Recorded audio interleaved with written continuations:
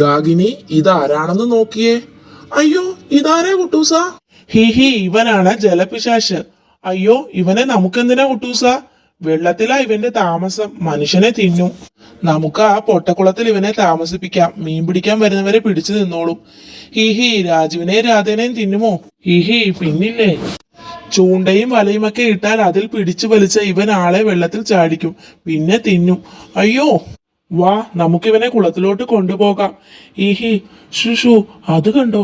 അയ്യോ ദേ അതാണ് കുളം, അതിൽ മുങ്ങിക്കിടന്നോ. രാജു നമുക്ക് മായാവിയെ വിളിക്കാം. ശരിയാ.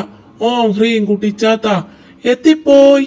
കാര്യങ്ങൾ അറിഞ്ഞപ്പോൾ മായാവി, അപകടമാണല്ലോ, നമുക്ക് മീൻ പിടിക്കാൻ വരുന്നവരോട് കാര്യം പറയണം. അതെ അതാ രാജു, രണ്ടുപേർ വരുന്നു. നിൽക്കണേ, കുളത്തിൽ മീൻ പിടിക്കാൻ പോവുകയാണോ? അതെ. അയ്യോ അതിൽ ജലപിശാശുണ്ട്, ചൂണ്ടയും വലയും ഇടരുത്. ജലപിശാശോ? ഹി ഹി ഹി.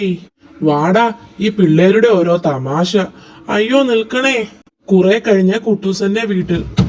ആരാണ് അത്? ജലപിശാശ്. നില്ലടാ, രണ്ടിനെയും ഇന്ന് ഞാൻ തിന്നും. അയ്യോ ഈ അയ്യോ രക്ഷിക്കണേ.